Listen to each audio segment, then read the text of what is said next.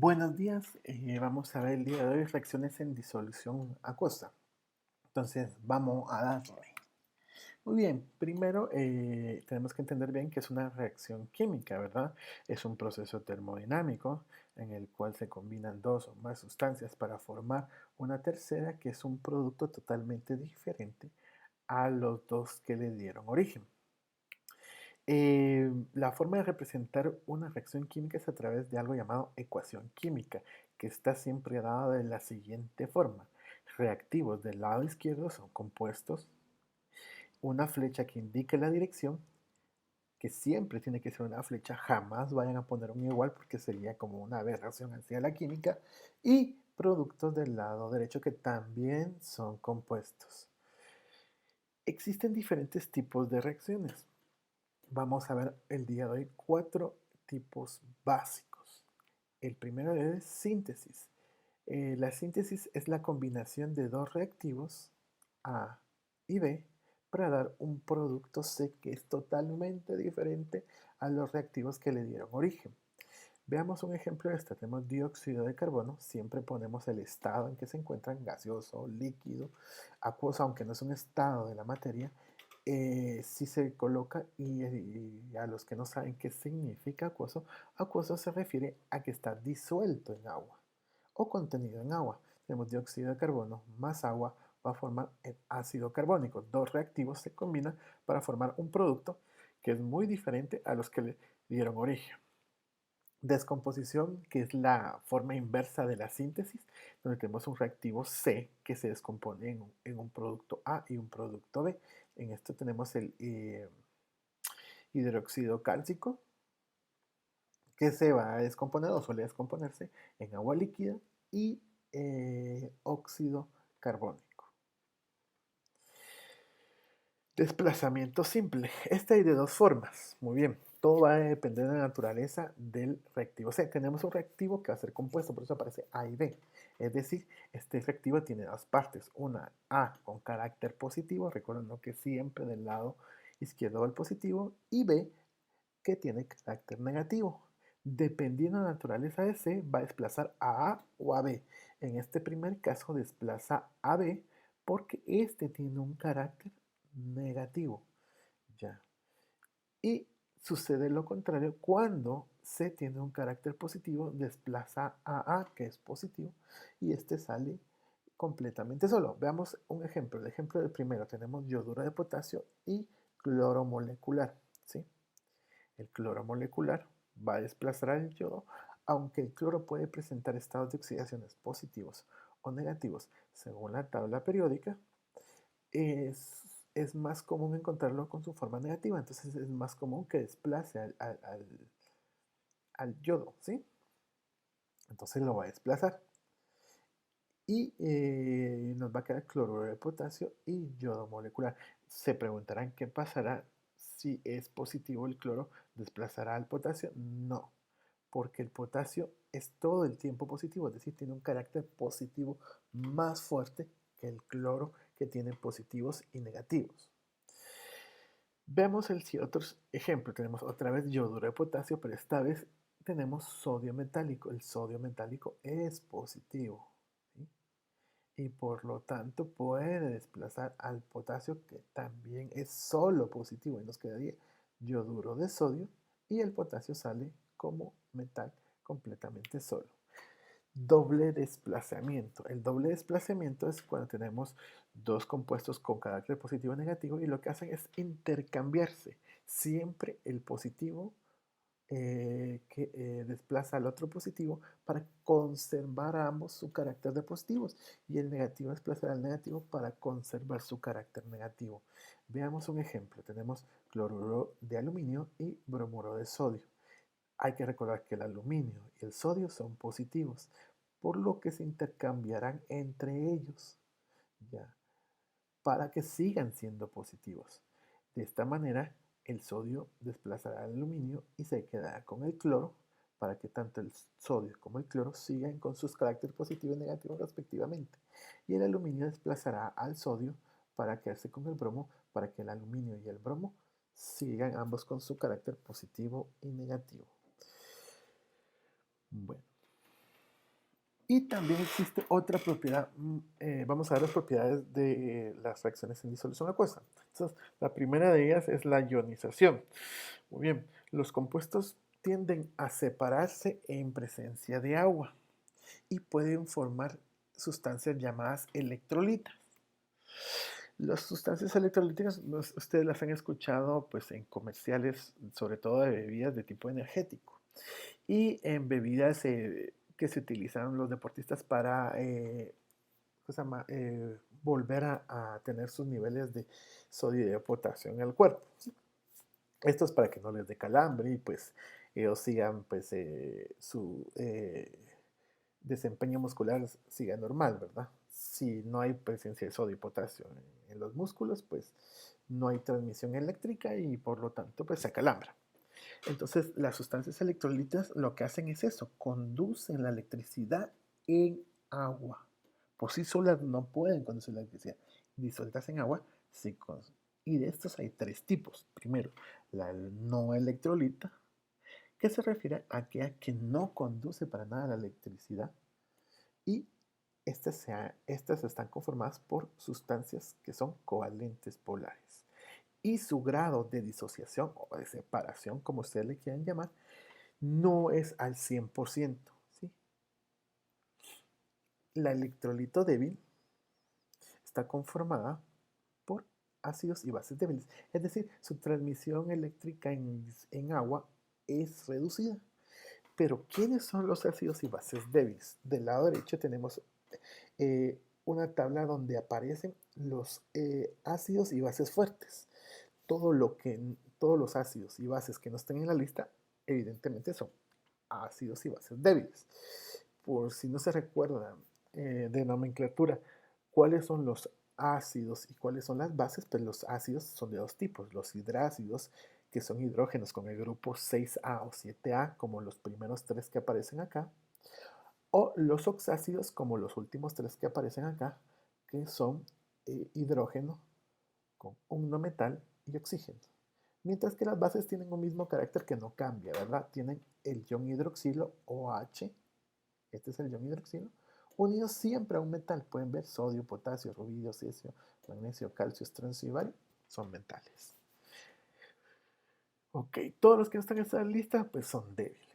Y electrolitos fuertes que están conformados por los compuestos de tipo iónico, ácidos y bases fuertes, es decir, los que aparecen en esta lista. Muy bien, de esta manera una sustancia no electrolita se puede comprar a través de un ejercicio bien sencillo que se hace en los laboratorios.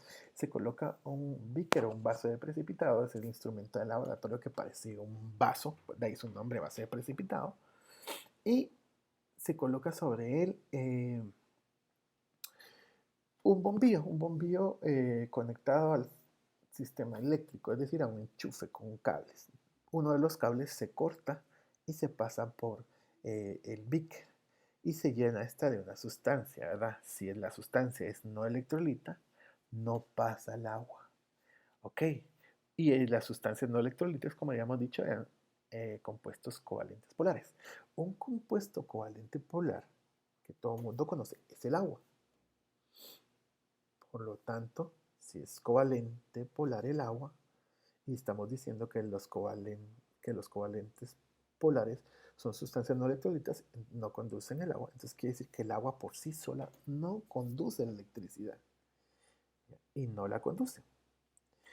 Eh, para que el agua conduzca la electricidad tiene que tener un electrolito. ¿Ya? Si la conducción es mediana, un electrolito débil que al disociarse de forma no al 100%, entonces tiene pocos iones y conduce la electricidad de forma muy esporádica y por eso su conductividad en agua es baja. Mientras que los electrolitos fuertes, que son iónicos y ácidos y bases fuertes, pues se disocia al 100% y conduce la electricidad de mejor forma porque hay muchos iones dispuestos para transportar los electrones de un cable hacia el otro. Entonces conduce la electricidad al 100. Muy bien, ¿verdad? Entonces, para que esta persona se pueda electrocutar con esta tostadora, lo que necesita es agregarle el agua una sustancia electrolita, mientras no conduce la electricidad del agua.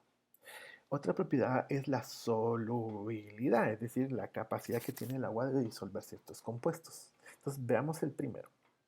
El primero de ellos nos dicen que los compuestos alcalinos y el amonio van a disolverse en agua al 100%. Veamos, pues. Para ello, veamos en la tabla. ¿Cuáles son los alcalinos? Son estos que están de verde. Litio, sodio, potasio, rubidio, cesio y francio. Esta columna de acá son los que pueden conducir la electricidad.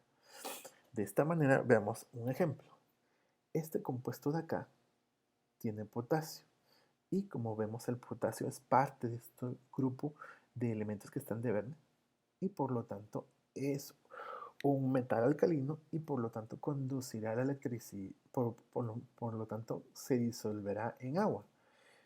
Y otro compuesto que puede hacerlo también es el amonio. La segunda regla dice que los nitratos, bicarbonatos y cloratos pueden conducir la electricidad. Es decir, si algún compuesto tiene nitrato NO3, ¿conducirá la electricidad? Sí o sí, sin que haya ningún tipo de excepción. La tercera regla dice que los halogenuros, es decir, cloro, bromo y yodo, se disolverán en agua, con excepción de plata, mercurio y plomo. De esta manera tenemos el cloruro de hierro. Al tener cloro, puede conducir la electricidad y vemos que el hierro no es ninguna de estas excepciones. Por ejemplo, si tenemos cloruro de plata, vemos que la plata sí es una excepción, por lo tanto, este no se disolverá en agua. La cuarta regla nos dice que todos los sulfatos se disuelven en agua, con excepción de la plata, calcio, estroncio, bario, mercurio y plomo. Entonces veamos, tenemos el sulfato de berilio. Vemos que todos los sulfatos son solubles con excepción de estos y el berilio no es una excepción, entonces por lo tanto por tener sulfato es soluble en agua. Este sulfato de acá, sulfato de plata, no va a ser soluble en agua porque tiene la presencia de plata, ya que es una de las excepciones de esta regla de solubilidad. Con eso terminamos las reglas de solubilidad y vamos a las reglas de lo que es insoluble, las reglas de insolubilidad que son las que están aquí abajo. Entonces comencemos con la primera, que dice que los carbonatos, fosfatos, cromatos y sulfuros son insolubles en agua, con excepción de los metales alcalinos y el amonio. Esto es obvio porque ninguna de las reglas puede contradecir a otra. Y la primera regla, por lo tanto la más importante, decía que los metales alcalinos y el amonio son solubles en agua, es decir, estos que están acá en color verde. Por lo tanto, pues este carbonato de berilio va a ser insoluble en agua porque no es parte de, de las excepciones. Y como podemos ver, el berilio está en la columna 2, o sea, no está en la columna 1A, no es los que están de verde, y por lo tanto no es excepción, y por lo tanto, como estas son las reglas de insolubilidad, este será insoluble.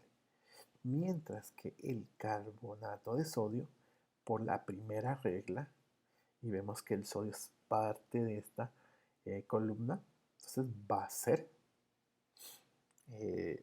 ser soluble, porque es una de las excepciones de esta regla de insolubilidad. Y la última regla de insolubilidad nos dice que todos los hidróxidos son insolubles, con excepción de los metales alcalinos, otra vez los mismos de verde que están acá, y aparte del amonio, el bario. El amonio, aunque no aparece ahí, también. Entonces, por ejemplo, sería el hidróxido férrico. No es una excepción. Vemos que el hierro está en la columna 8, no está en la columna 1, no de los que están de verde. Entonces, pues este va a ser insoluble porque es parte de esta regla de insolubilidad. Mientras que el hidróxido de bario, acá sí es una de las excepciones y por lo tanto no es insoluble, sino que va a ser soluble. Bueno, ya con esta información podemos ver llamada de ecuación iónicas netas que las reacciones pues, en disolución acuosa están presentes en agua, es decir, van a tener compuestos que son solubles en agua. Estos se van a disociar, es decir, se van a separar. Y pues eh, estos que se separan van a formar iones. Esos iones no todos van a entrar dentro de una reacción porque solo van a reaccionar aquellos que manifiesten algún cambio. Es decir, que de los iones que reaccionen y que formen compuestos que no sean solubles en agua, es decir, insolubles en agua y formen sólidos, a lo cual en química le llamamos precipitados. Los precipitados son los sólidos que se forman en una reacción. Serán pues los que entren directamente en la reacción. Todos los iones que no entren directamente en la reacción serán llamados iones espectadores. Veamos esto a través de un ejemplo. Tenemos cloruro férrico, nitrato de plata, nitrato férrico y cloruro de plata. Lo primero que hay que hacer es determinar cuáles de ellos son solubles en agua, es decir, acuosos, y cuáles son insolubles, es decir, sólidos, ¿sí? También pueden ser gaseosos, pero estos son muy difíciles de encontrar, ¿verdad? Los gaseosos por lo regular van a ser compuestos diatómicos, es decir, van a tener un mismo elemento, pero van a ser representados dos veces, como el oxígeno molecular, y van a ser combinación entre compuestos no metálicos. Ya, pues todo lo demás, toda la gran mayoría va a ser sólido. Que no sea soluble en agua, por supuesto. Entonces vamos con el primer compuesto, cloruro férrico, este que estamos señalando acá. Pues este cloruro férrico ese va a ser va a ser soluble en agua porque todos los cloruros, según las reglas de solubilidad, todos los cloruros son solubles con excepción de plata, plomo y mercurio. Y el hierro no es una excepción. El siguiente compuesto, el nitrato de plata, pues es la segunda regla que dice que los nitratos, carbonatos y bicarbonatos, perdón, cloratos y bicarbonatos son solubles en agua, sin excepción. Y el nitrato, pues, está acá, aunque esté unido a la plata que aparece como excepción tanto en los halogenuros como en los sulfatos. Pero en el nitrato no es excepción, entonces por lo tanto, todos los nitratos son solubles en agua sí o sí. Lo mismo va a pasar con el primer producto que es el nitrato férrico que estamos señalando. Pues todos los nitratos son solubles sí o sí, entonces este va a ser acuoso. Y tenemos el cloruro de plata. Como lo acabamos de mencionar, todos los halógenos son solubles, pero aquí sí hay tres excepciones: plata, plomo y mercurio. Entonces, por lo tanto, el cloruro de plata es insoluble, es el único compuesto insoluble de toda la reacción. Entonces, el siguiente paso es identificarlos. Y queda así, ¿verdad? Acuoso, acuoso, acuoso y soluble. Por las que habíamos mencionado anteriormente. Soluble en agua, soluble en agua, soluble en agua e insoluble en agua. El siguiente paso es balancear la ecuación. Ya queda aquí balanceado, ustedes ya saben perfectamente balancearlo. Y el tercer paso es separar los compuestos que son solubles en agua, conservando su respectivo carga. Aquí se utiliza la regla de la tijera, ¿verdad? O nos queda bien fácil de utilizar la regla de la tijera. De esta manera, el 3 que está acá pasa como superíndice más 3. El 1 que no se mira acá porque es imaginario pasa al cloro, pero como está del lado derecho el cloro va a ser negativo, nos queda menos 1. Hay 3, porque recordemos que se balanceó la ecuación, hay 3 platas, cada plata más 1, y 3 nitratos, que cada nitrato menos 1. ¿Sí? Ojo, este 3 es del nitrato, o sea, no es por aparte. En este caso nos queda hierro más 3 y nitrato menos 1. Este 3 pasa con el hierro, este 1 pasa con el nitrato, y este, que es el único insoluble, se deja tal cual está. No se puede cambiar porque no se va a disociar porque no es soluble en agua. Solo los solubles en agua se disocian. El siguiente paso es eliminar aquellos que se repiten en la misma cantidad, con la misma carga. Entonces podemos ver que el hierro se repite tanto de los reactivos como de los productos. Y entonces pues es un ion espectador y se elimina. El otro ion espectador es el nitrato. Hay 3 nitratos del lado de los reactivos y 3 nitratos del lado de los productos. Y lo que nos queda es esto de acá: 3 cloros menos 1, 3 plata más 1, que forman 3 cloruros de plata. Esta es la ecuación iónica neta, y eliminando todos los iones espectadores. Muy bien, sigamos. Ahora vamos a ver un tipo de reacciones que no están dentro de las 4 básicas, que son las reacciones ácido-base. Ya habíamos tenido bien claro lo que es la idea del ácido, pero estas provienen de 2 teorías. La primera de ellas es la teoría de Arrhenius, donde nos dice que los ácidos son los que producen hidrógenos positivos, es decir, protones, y las bases son los que producen los iones hidroxilos. Entonces veamos un ejemplo de esto. Tenemos el ácido sulfúrico, que cuando se disocia se va a disociar en 2 hidrógenos positivos o protones más el ion sulfato. Al producir hidrógenos positivos se trata de un ácido. Y tenemos otro ejemplo, tenemos el hidróxido de potasio, que cuando se disocia se forma en potasio e ion hidroxilo. Al formar ion hidroxilo se trata de una base según la teoría de Arrhenius. Pasamos a la siguiente teoría, que es la de Prost y Lewin. Aquí nos dicen que los ácidos ceden protones y las bases aceptan protones. Entonces, un ejemplo de esto es bien sencillo. Vemos que tenemos el amonio más agua.